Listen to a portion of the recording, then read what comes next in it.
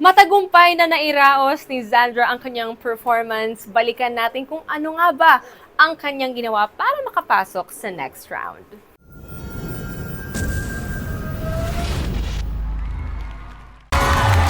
Sandra! Congratulations! Pasok ka na sa next round. You may now take your seat sa top of the clash. Hello Clash Nations! This is Zandra Pateres. Yung reaction ko po sa plot twist ng The Clash po is bigla po ako kasi nagtaka po ako kung para ano siya yung 6 na mga blocks. Kasi iba to sa napanood ko noon na season. Like, na-excite din ako sa twist.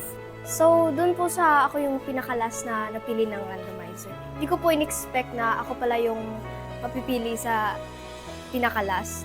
Kasi po, since last na siya, hindi na ako baka sila lang to. Kasi ang rami namin eh. Tapos nung lumabas yung mukha ko sa top 24 na kinabahan ako. Like, naging 10 times worst yung kaba ko. Pero at the end, it was good. Kasi ako din yung first na nakaupo sa slots sa top 12. And then, pinili ko po si Kuya Hans po. Dahil po gusto kong patunayan sa sarili ko. Gusto kong ma-challenge yung sarili ko.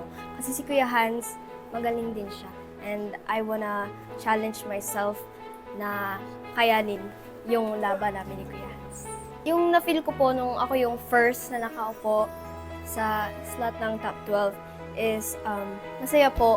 Kasi ako yung last na tinawag, pero ako yung pinaka-first na nakaupo sa slot. And tapos, napapasalamat ako sa Diyos kasi binigyan niya ako ng chance na makakuha ng slot sa top 12. And then, napapasalamat din po ako sa mga judges po dahil po may na-learn po ako sa mga comments and thankful ako sa The Clash for having me here. Again, this is Zandra Pateres and ready na ako sa round 2 ng The Clash 2024. Sige lamang pa, wag kang magbibigay.